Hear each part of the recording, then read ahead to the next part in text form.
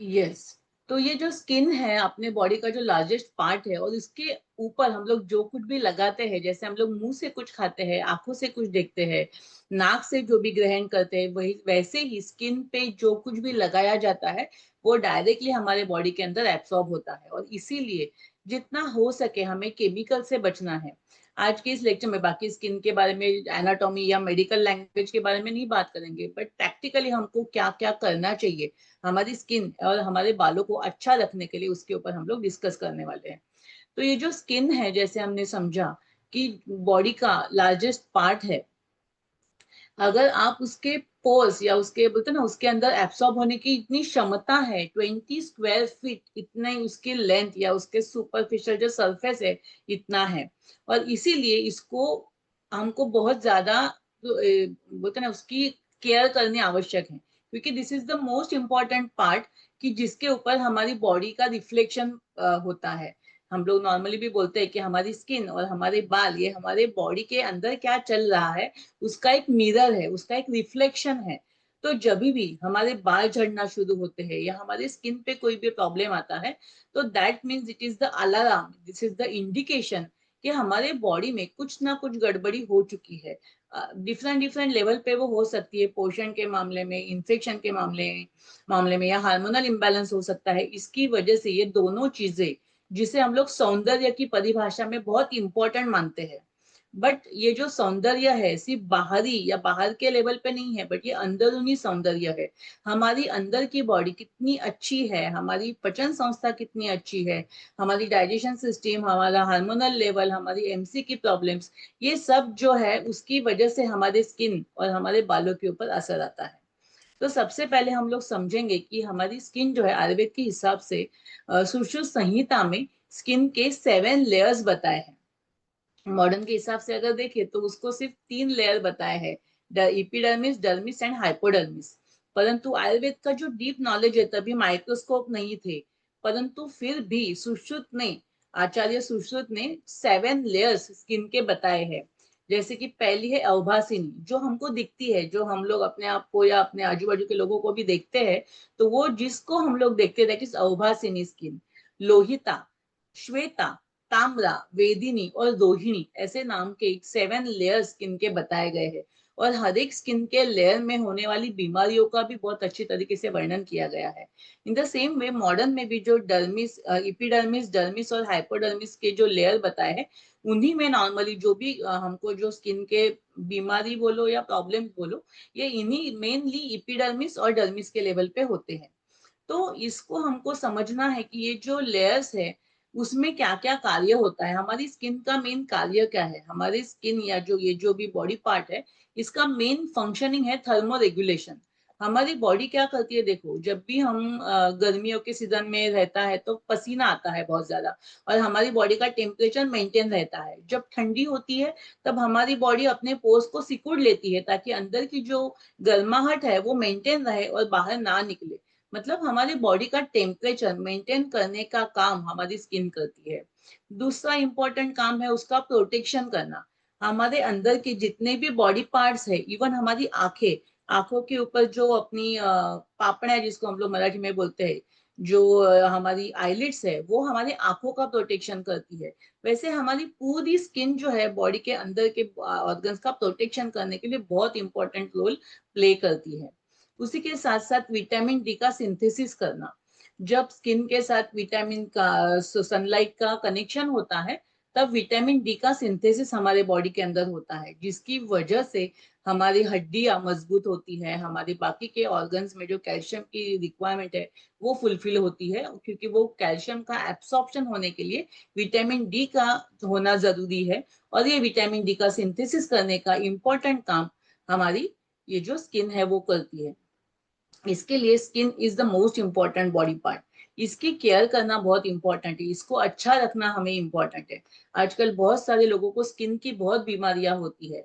Normally दिखने के लिए पिंपल्स आना या काले धब्बे आना, मेलेज्मा होना, ये तो सब है ही, परंतु सोरियासिस, एक्जिमा, ऐसी बहुत बड़ी बड़ी बीमारियां भी हमें पेशेंट में देखने को मिलती है। और ये सभी बीमारियां कितनी भी ट्रीटमेंट करने के बाद भी जब वो ठीक ही नहीं होती है, तो क्या रीजन है क्यों ये ठीक नहीं होती है। क्योंकि नॉर्मली स्किन की जब भी कोई प्रॉब्लम या बीमारी होती है, सिंपली एक्ने हमको आते हैं, पिंपल्स आते हैं या स्किन के ऊपर काले धब्बे आते हैं, तो जो भी ट्रीटमेंट हम लोग करते हैं ना, सब ऊपर के लेवल पे करते हैं, है ना? स्किन पे क्रीम्स लगाओ या फेस पैक लगाओ, परंतु हमको ये समझना है कि स्किन या बालों के माध्यम से जो भी तकलीफ अगर हमको हो रही है, तो उसकी चिकित्सा या उसके लिए अगर आपको कुछ भी अच्छा करना है, उसको अच्छा करना है, तो हमको हमारे रूट्स पे मतलब पेट के ऊपर काम करना आवश्यक है। एक सिंपल एग्जांपल आपको देती हूँ, जैसे आप कोई पेड़ को देखो, जब भी कोई पेड़ आता है, आप पेड़ को देखो, तो पेड़ के जड़ों पे हम लोग खत डालते हैं या फर्टिलाइजर डालते हैं, पानी डालते हैं, परंतु उसके पत्तों को हम लोग हाथ तक नहीं लगाते हैं। लेकिन अगर उसके जड़ों पे सही तरीके से खाद या पानी डाला, तो अपने आप से उसके पत्ते लहराते हैं, सुंदर दिखते हैं, हरे दिखते हैं, उसको फ्रूट्स आते हैं। ये सभी चीजें अपने आप से होती है। इन द सेम वे अगर हम हमारे पेट को, हमारी डाइजेशन सिस्टम को सही तरीके से नियमित रूप से उसको बैलेंस करने की कोशिश करें, वात पित्त कफ को बैलेंस करने की कोशिश करें, तो डेफिनेटली हमारी जो स्किन और हमारे जो बाल है वो अच्छे रह सकते हैं। क्योंकि जो रूट है उसके ऊपर अगर हमने काम नहीं किया, तो अभी कल ही एक पेशेंट आई थी जो 5 साल से उसके सर में इतनी ज्यादा खुजली और डैंड्रफ और इरिटेशन का प्रॉब्लम था। आज तक उसने 10 से 15 डॉक्टर को मिलके आई है, अलग अलग डॉक्टर्स, सब ने उसको शैम्पू, हेयर ऑयल, ये सब सब देके ये किया था, लेकिन डाइट में जो चेंजेस है वो किसी ने भी नहीं बताए थे। क्योंकि उसका जो मेन डाइट का जब हमने उसकी पूरी हिस्ट्री ली, तब मुझे पता चला कि वो विरुद्ध अन्न बहुत कर रही है। रोज सुबह सत्तू का आटा, उसमें बनाना, फिर उसमें दही डाल के वो सब खाना। तो ये जो विरुद्ध अन्न है, जिसकी वजह से बॉडी के अंदर टॉक्सिन्स क्रिएट होते हैं, कचरा बनता है, और वो कचरा अगर बनेगा तो डेफिनेटली जो भी कचरा बॉडी के अंदर बनता है, टॉक्सिन्स बनते हैं, वो खून में सबसे पहले फ्लो करते हैं। क्योंकि खून या तो ब्लड आप जिसको बोलते हो, this is the closest part of our skin. Skin के एकदम क्लोजली क्या है, तो ये खून है या रक्त वाहिनियां है, ब्लड है। इसकी वजह से जो ब्लड में कचरा आता है, उसका इम्पैक्ट या उसका रिफ्लेक्शन हमारी स्किन के ऊपर आता है, बालों के ऊपर आता है। और इसीलिए जब भी आपको कुछ भी बालों के रिलेशन में, स्किन के रिलेशन में कोई तकलीफ है, तो आपको ये समझना आवश्यक है कि ऊपर से कुछ भी टेम्पररी लगाने से आपको इफेक्ट नहीं आने वाला है। This is the alarm. आपकी बॉडी ने आपको ये अलार्म दिया है कि भाई अभी आपकी बॉडी में कुछ ना कुछ गड़बड़ी, पोषण की कमी हो रही है, टॉक्सिन जमा होना शुरू हो गया है, हार्मोनल इम्बैलेंस होना शुरू हो रहा है। इसके लिए आपको उसके ऊपर ध्यान देना आवश्यक है। This is only the alarm to understand this concept कि अभी हमारी बॉडी में गड़बड़ शुरू हो चुकी है। तो इसके बारे में हमको अभी कुछ ना कुछ एक्शन लेना जरूरी है। अभी देखा जाए तो क्या एक्शन हम ले सकते हैं? सबसे पहली एंड मोस्ट इम्पॉर्टेंट एक्शन जो हमको लेनी है कि हमारा डाइट को सुधारना बहुत ही आवश्यक है। यस, तो जो भी एक्शन हम लोग लेते हैं, उसमें सबसे पहले हमको समझना है कि जो डाइट हमारा है, जो भी खान पान हमारा है, वह अच्छा होना चाहिए। सात्विक आहार या फिर जिसको बोलते हैं फ्रूट्स, वेजिटेबल्स, दूध, घी, जो हमारे बॉडी को पोषण करने में मदद करता है, हमारी बॉडी को डाइजेशन सिस्टम या हमारी बॉडी का जो भी बैलेंस है उसको मेंटेन करने के लिए ये सब चीजें मदद करती है। परंतु ओवर मात्रा में, ज्यादा मात्रा में जंक फूड का सेवन करना, बहुत ज्यादा स्पाइसी, ऑयली ऐसे खाना खाना, ये सब चीजें जो है हमारी स्किन और बालों के लिए बहुत ही हानिकारक हो सकती है। उसी के साथ साथ आजकल बहुत ज्यादा मात्रा में लोग कोल्ड ड्रिंक का भी सेवन करते हैं। ये जो कोल्ड ड्रिंक्स है, ये बहुत ज्यादा एसिडिक होते हैं, और इस एसिड की वजह से हमारी बालों पे और स्किन पे बहुत गंदा असर पड़ता है, जिसकी वजह से स्किन के प्रॉब्लम्स या स्किन का जो बोलते हैं ना कलर है, वो तो इम्पोर्टेंट है ही, लेकिन उसका एक ग्लो होना भी बहुत जरूरी है। क्योंकि हम सब चाहते हैं कि हमारी स्किन ग्लो करे, हमारे बाल अच्छे हो, हम जहां पे भी जाए हम अच्छे दिखे। बट ये सुपरफिशियल लेवल पे अच्छा दिखना इम्पोर्टेंट नहीं है, डीप लेवल पे हमारे अंदर एनर्जी होना, हम जो कुछ भी कार्य करें उसमें सही तरीके से 100% एबिलिटी के साथ वो कार्य करना, दैट इज ऑल्सो इम्पोर्टेंट। और ये ग्लो, फेस पे जो ग्लो आता है, ये खाने पीने के माध्यम से ही आता है, और इसीलिए ये जंक फूड को जितना हो सके हमको अवॉइड करना भी बहुत आवश्यक है। उसके साथ साथ हमारी दिनचर्या कैसी है? हम आजकल जो लोगों को देखते हैं कि सुबह में बहुत लेट उठते हैं, रात को बहुत ज्यादा जागरण होता है, बहुत ज्यादा लेट वो लोग जगते रहते हैं, जिसकी वजह से शरीर में वात और पित्त का जो है ना इम्बैलेंस हो जाता है, वात बढ़ता है, पित्त बढ़ता है। और ये बढ़ा हुआ वात और पित्त हमारी स्किन के लिए, हमारे बालों के लिए बहुत ही हानिकारक है। और इसीलिए इन चीजों का भी ध्यान रखना हमारे लिए बहुत ही आवश्यक है। क्योंकि बालों का भी वैसा ही है, जैसे हमने स्किन का देखा, वैसे भी बालों का एक शॉर्ट में अगर आपको बताऊं आयुर्वेद के हिसाब से, तो आयुर्वेद में बालों को अस्थि धातु का मल ऐसा कहा है। जब हमारी बॉडी के अस्थि धातु मतलब कि हड्डियां मजबूत होती है, उसके बाद हमारे बालों का पोषण किया जाता है। डायरेक्टली बालों का पोषण कभी नहीं किया जाता है। क्योंकि आप सब नॉर्मली, मैं मेरे सभी पेशेंट को बोलती हूँ, क्योंकि ये जो बाल है ना, ये कोई इंपॉर्टेंट ऑर्गन नहीं है, this is not a vital organ. किसी को भी आपने ऐसे कहते सुना है कि मेरे बाल झड़ गए और उसकी लाइफ में कुछ प्रॉब्लम आ गया? कभी ऐसा नहीं होता है, क्योंकि बाल इज द एक्स्ट्रा या wastage part of your body. But उसका भी हमको पोषण करना है, वो बालों को भी अगर हमको अच्छा रखना है, तो हमारे पास बॉडी के अंदर इतना न्यूट्रिशन सप्लाई होना चाहिए, इतना पोषण होना चाहिए कि बाकी के ऑर्गन्स को सफिशिएंटली फुलफिल वो होने के बाद, उनकी जो भूख है वो मिटने के बाद जो बचेगा पोषण, वो बालों को जाएगा। और इसीलिए अस्थि धातु का पोषण सही तरीके से होना बालों के डेवलपमेंट के लिए, बालों को अच्छा होने के लिए आवश्यक है।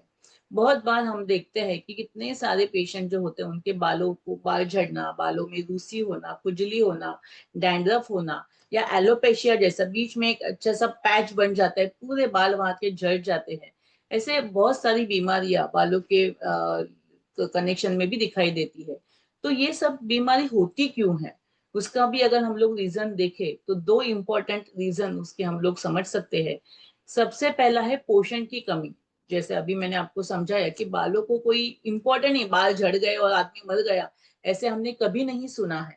तो बालों के लिए पोषण अगर आपको चाहिए, तो आपके बॉडी में अच्छी तरीके से न्यूट्रिशन सप्लाई होना चाहिए, तभी बालों को पोषण दिया जाएगा। एंड दूसरा, बहुत बार ऐसे होता है कि पोषण तो सही तरीके से है बॉडी के अंदर, बट वहां पे वो पहुंच नहीं पाता है। जो ट्रैक है या जो बॉडी में जो ऑब्स्ट्रक्शन है, जिसको आयुर्वेद के हिसाब से हम लोग स्टोटस बोलते हैं, उन स्टोटसों में कभी कभी अवरोध हो जाता है, ब्लॉकेज हो जाता है, जिसकी वजह से जो पोषण आपके बॉडी के अंदर है, वो वहां तक पहुंच नहीं पाता है। मैक्सिमम टाइम पे आयरन और कैल्शियम की कमतरता ये बाल झड़ने का बहुत ही महत्वपूर्ण कारण देखा जाता है। पोषण की कमी, या बहुत ज्यादा मात्रा में पोषण है लेकिन टॉक्सिन्स बॉडी के अंदर फैले हुए हैं, तभी भी बालों की तरफ ये पोषण नहीं पहुंच पाता, और जिसकी वजह से बाल झड़ना, बालों के जो भी प्रॉब्लम्स, वो सभी डेवलप होना शुरू हो जाते हैं। तो ये जैसे हमने देखा कि ये अलार्म है, ये समझाने का मेरा प्रयास है। बाकी ट्रीटमेंट या बहुत सारी चीजें, घरेलू नुस्खे मैं आपको बताऊंगी लास्ट में, but that is not the motto. Motto is this कि हमको ये समझना है कि बालों के लिए और स्किन के लिए जब भी आपको कुछ भी प्रॉब्लम आती है, दिक्कत आती है, इसका मतलब आपकी बॉडी आपको अलार्म दे रही है। अगर आप उसी समय अपनी बॉडी को थोड़ा समझ लो, सही तरीके से उसमें जो भी प्रॉब्लम है उसको ठीक कर लो, तो आगे जाके कोई बड़ी बीमारी से आप अपने आप को बचा सकते हो। क्योंकि बहुत बार ना तो नेचर आपको इंडिकेशन देता है, बॉडी आपको इंडिकेशन देती है, बट आप समझ नहीं पाते हो। सुपरफिशियल लेवल पे सिर्फ कुछ ना कुछ ऑयलिंग करना या शैम्पू चेंज करना या स्किन के ऊपर कुछ केमिकल लगाना, इतना ही हम लोग करते रहते हैं, और जिसकी वजह से आगे जाके बहुत सारी बीमारियां हमको होती है। अभी हम लोग समझेंगे कि ये जो स्किन के ऊपर हम लोग जो कुछ भी केमिकल्स, या सर के ऊपर भी, बालों के लिए भी जो कुछ भी केमिकल्स का इस्तेमाल करते हैं, उसका क्या क्या बैड इम्पैक्ट हमारी बॉडी के ऊपर, हमारे अंदरूनी शरीर के ऊपर हो सकता है। सबसे पहले तो, जब भी स्किन की कोई प्रॉब्लम्स आती है, या जो भी हम लोग स्किन के ऊपर लोशन लगाते हैं, फेस पैक लगाते हैं, या केमिकल युक्त अलग अलग क्रीम्स लगाते हैं, वो क्रीम्स आप जस्ट इमेजिन करो कि वो कितने हार्ड होते हैं, दे आर एसिडिक। बहुत बार तो वो एसिड होते हैं, सैलिसिलिक एसिड लोग लगाते हैं। बहुत अलग अलग टाइप्स के केमिकल्स आते हैं, जिसका अगर हमने गूगल पे सर्च किया, तो all this chemicals are really bad. और लोगों को लगता है वो तो बाहर से लगा रहे हैं ना, थोड़ा अंदर हम लोग थोड़ी ना खा रहे हैं। बट अगर आपने सही तरीके से समझा, तो स्किन पे जो भी लगाया जा रहा है वो अंदर ही जा रहा है, बॉडी उसको एब्सॉर्ब कर रही है। भले वो टॉपिकल एप्लीकेशन है, ऐसे लोग बोलते हैं, परंतु आगे जाकर इससे बहुत खतरनाक बीमारियां आपको हो सकती है। और इसीलिए जितना हो सके आपको इन केमिकल युक्त जो भी स्किन पे एप्लीकेशन आप करते हो, उसको आपको अवॉइड करना आवश्यक है, क्योंकि आगे जाकर भले स्किन आपकी अच्छी हो जाए टेम्पररीली, लेकिन अंदर वो केमिकल्स जब जाएंगे तो डेफिनेटली, आपने कितने सारे मेरे पेशेंट है, उनकी स्किन बहुत अच्छी है, बाकी सब अच्छा है, लेकिन बीमारियां अंदर से इतनी है कि वो बहुत ज्यादा लाइफ थ्रेटनिंग ऐसी कंडीशन उनमें दिखाई देती है। तो ये सब होता है क्योंकि बहुत अधिक मात्रा में हम लोग सिर्फ स्किन के ऊपर लगाने वाले जो केमिकल्स है, इनका अगर अति मात्रा में, ज्यादा मात्रा में इस्तेमाल करते रहेंगे, तो उसका एक बैड इम्पैक्ट धीरे धीरे, क्योंकि जैसे हमने बोला कि लार्जेस्ट ऑर्गन है हमारी स्किन, लोग हाथों पे, पैरों पे, सब जगह पे बॉडी पॉलिशिंग करते हैं आजकल, उसमें भी केमिकल का इस्तेमाल होता है। तो ये सब जो करते हैं, जो केमिकल्स बॉडी के अंदर आप डाल रहे हो, उसका कहीं ना कहीं इम्पैक्ट अपनी बॉडी के ऊपर हो रहा है, इसको आपको समझना, ये मैसेज आपको लेना आवश्यक है। देन आपको ये भी समझना है कि बालों के लिए भी जो कुछ भी ऊपर से आपने कितना भी लेयरिंग किया, लेकिन अंदर से ही अगर पोषण सही तरीके से नहीं है, तो भी बाल आपके कभी भी ठीक तरीके से डेवलप या अच्छी तरीके से, उसको बोलते हैं ना, जो घने होने चाहिए, लंबे होने चाहिए, शाइनिंग उसके ऊपर होने चाहिए, वो नहीं आ पाती है। चलिए फिर अभी हम लोग देखते हैं कि कुछ ना कुछ आपको घर पे, क्योंकि आप, मुझे पता है कि सबको लगता है कि कुछ ना कुछ एक आयुर्वेदिक टिप्स, अगर मैं आयुर्वेदिक डॉक्टर हूँ तो सबकी अपेक्षा होती है कि कुछ ना कुछ आपको एक गाइडेंस मिले उसके बारे में, क्योंकि किस तरीके से आप अपनी स्किन और अपने बालों को अच्छा रख सको।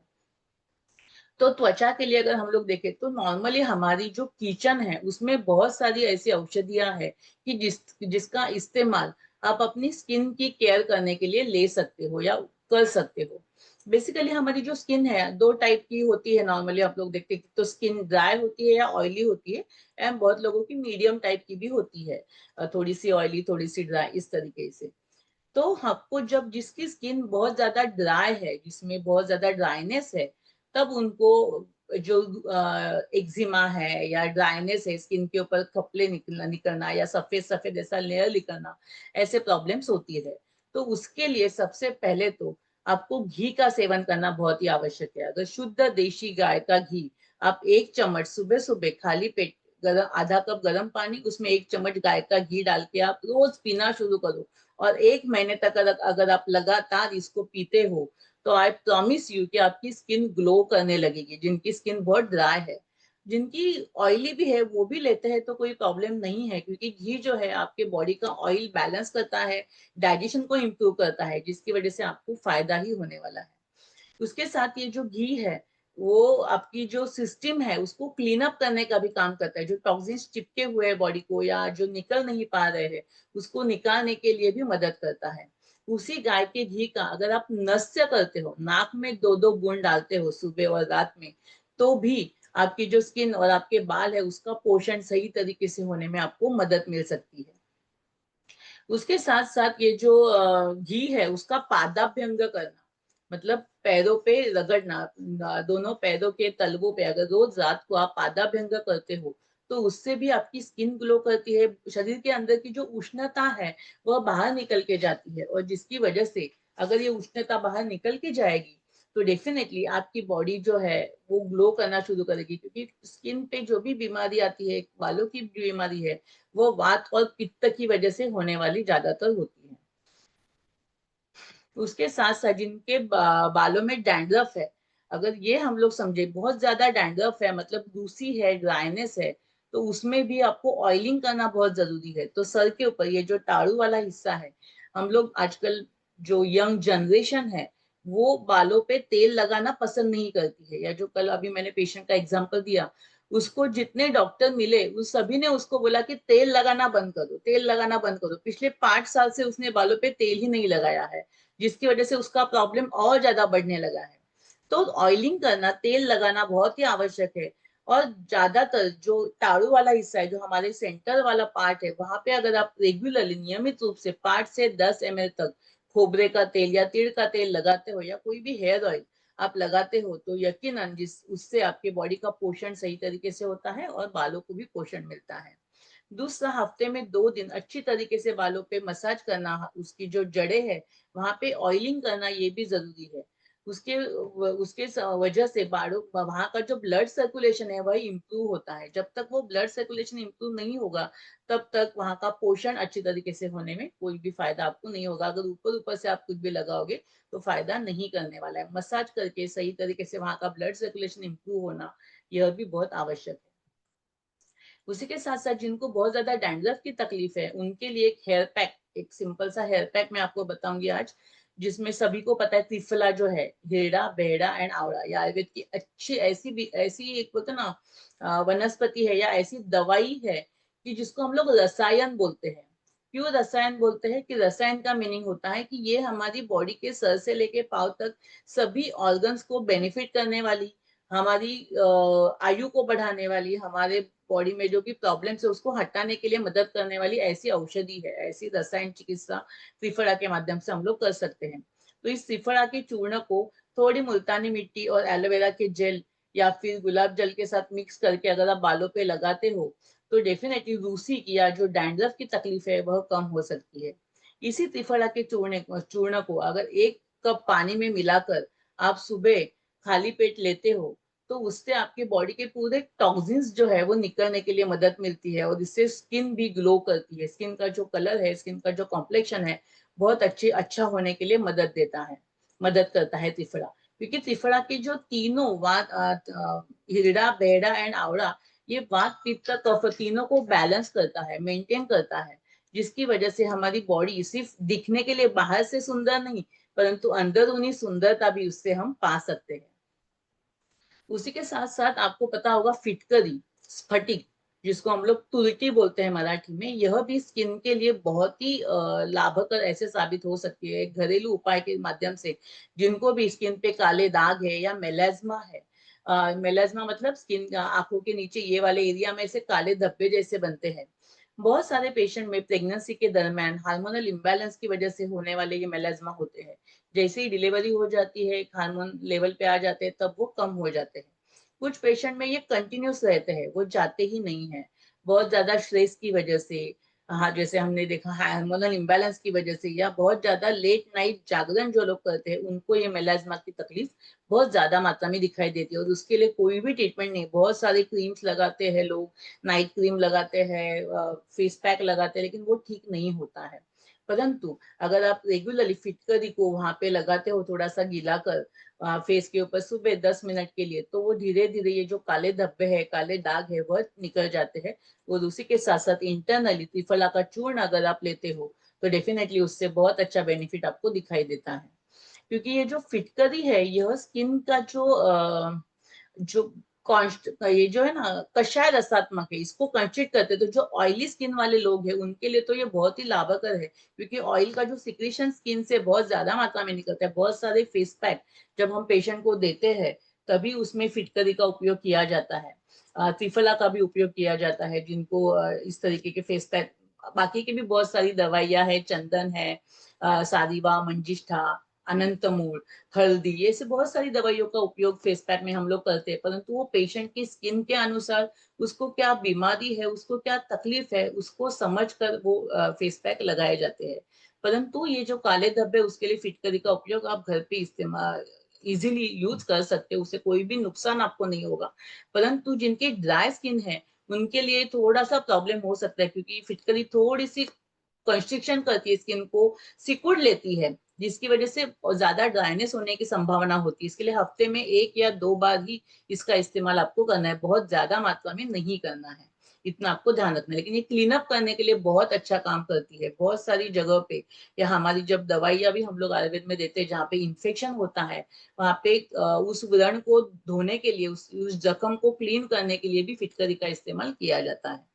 उसके साथ साथ जैसे हमने देखा कि नस्य एक ऐसी ट्रीटमेंट है, उसका भी इस्तेमाल स्किन और बालों के लिए हम लोग करते हैं। तो जैसे गाय के घी का नस्य हम लोग करते हैं, उसी तरीके से नीम के तेल का नस्य, यष्टि मधु तेल का नस्य, अणु तेल नस्य, पंचेंद्रिय वर्धन तेल का नस्य, ये भी अगर हम लोग नियमित रूप से करते हैं तो हमारा ये जो पूरा सर के ऊपर का हिस्सा है वह क्लीन होता है। जितना ये क्लीन होता है उतना हमारी स्किन ग्लो करती है, बालों को पोषण करने वाली जो सब सिस्टम है वो क्लीन हो जाती है, जिसकी वजह से वहां पे पोषण सही तरीके से पहुंच पाता है, मिल पाता है। क्योंकि आजकल बहुत सारे लोग बहुत ट्रीटमेंट करते हैं या बहुत दवाइयाँ भी लेते हैं, लेकिन वो बेनिफिट उनको नहीं मिलता है, क्योंकि ये शोधन जब तक नहीं करेंगे, क्लीन अप नहीं करेंगे, तब तक वो बेनिफिट आपको नहीं मिलता है। एक पेशेंट का एग्जांपल फिर से मैं आपको दूंगी। एक मेरी पेशेंट है, उनको बहुत ज्यादा साइनस की प्रॉब्लम है, पूरा उनका नाक बंद है, वो अच्छी तरीके से सांस नहीं ले पाती है, सांस लेने में हमेशा उनको दिक्कत है, और उसको नाक में कुछ पॉलिप्स वगैरह है जिसका ऑपरेशन करने के लिए उनको बोला था। ये प्रॉब्लम के लिए वो हमारे पास आई थी।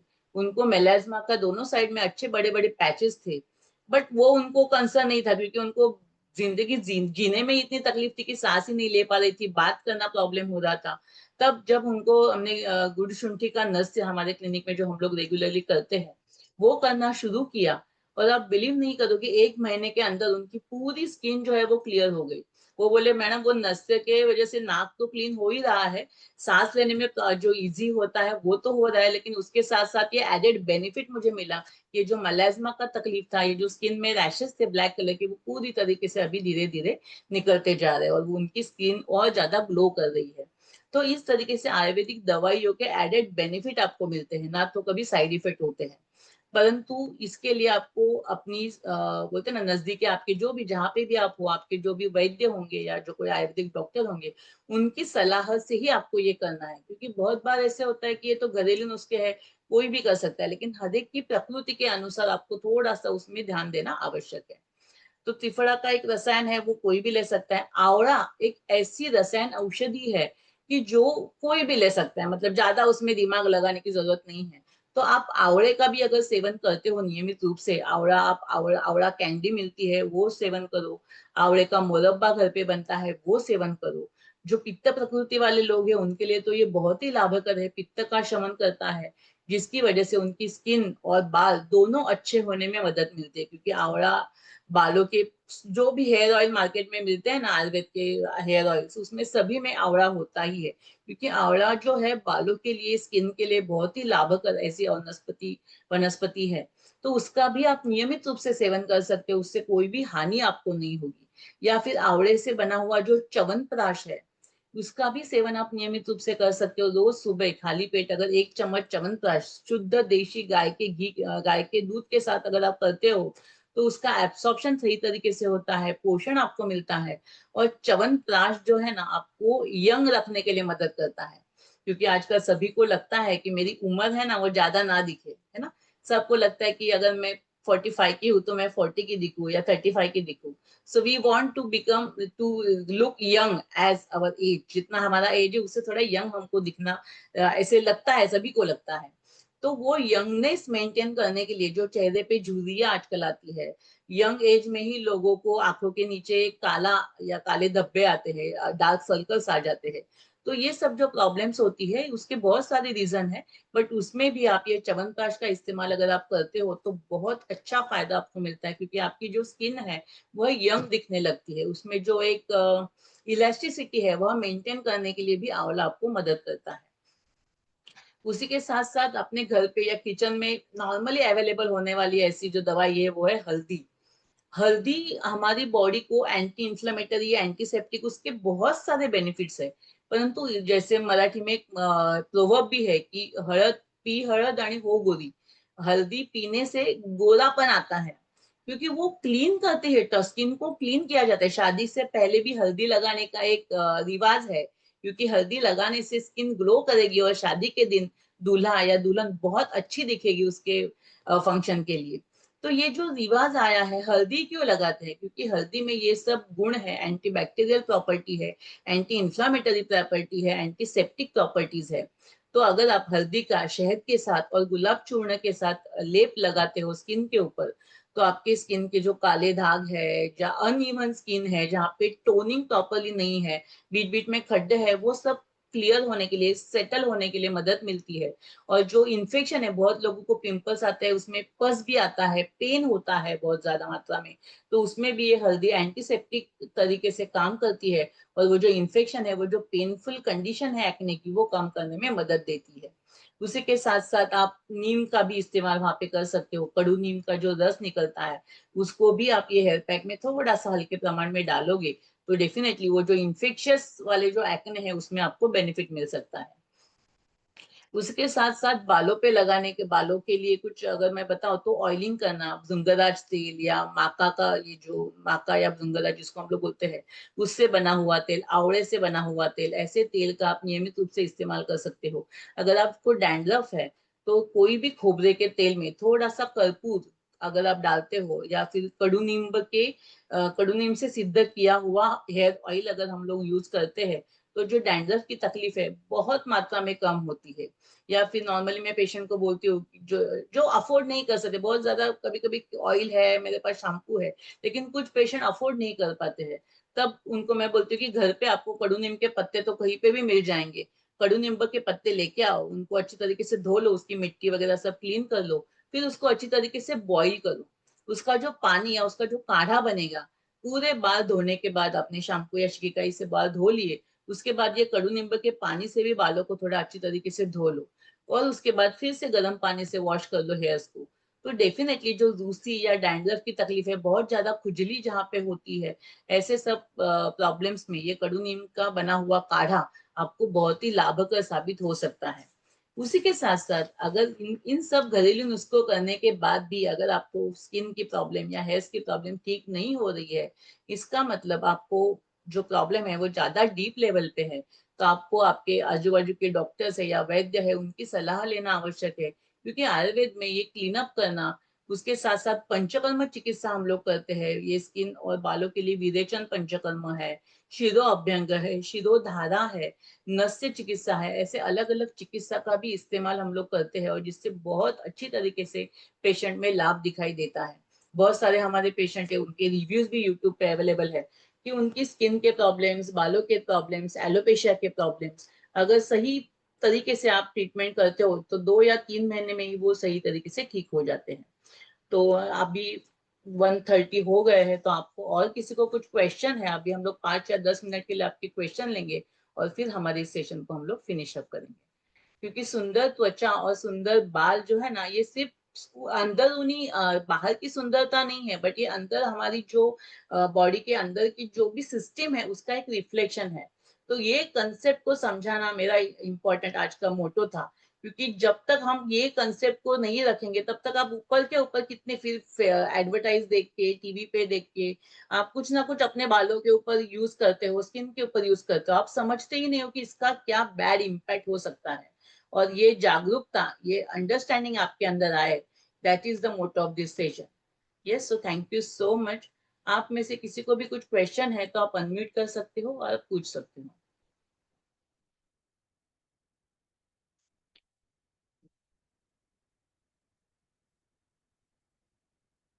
यस,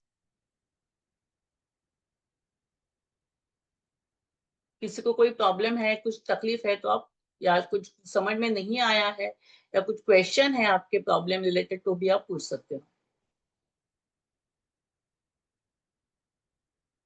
चलिए, गुड। आपको किसी को भी कोई क्वेश्चन नहीं है, that means you understood the concept. And मेरा जो मोटो था कि ये समझाने का कि आपकी स्किन और आपके हेयर्स, दीज आर बहुत इंपॉर्टेंट है हमारे सब, हमारी जो लेडीज के लिए तो बहुत ही इंपॉर्टेंट है। बालों पे कुछ बाल झड़ना शुरू हो जाते हैं, या स्किन पे कुछ प्रॉब्लम आता है, तो we are like so disturb हो जाते हैं, क्योंकि ये हमारा एक्सटर्नल अपियरेंस है, फर्स्ट पर्सनालिटी हमारी जो है वो हमारे दिखने से आती है। तो वही वही पे अगर प्रॉब्लम होता है तो हमारा कॉन्फिडेंस लो हो जाता है, हम सही तरीके से कुछ भी काम नहीं कर पाते हैं।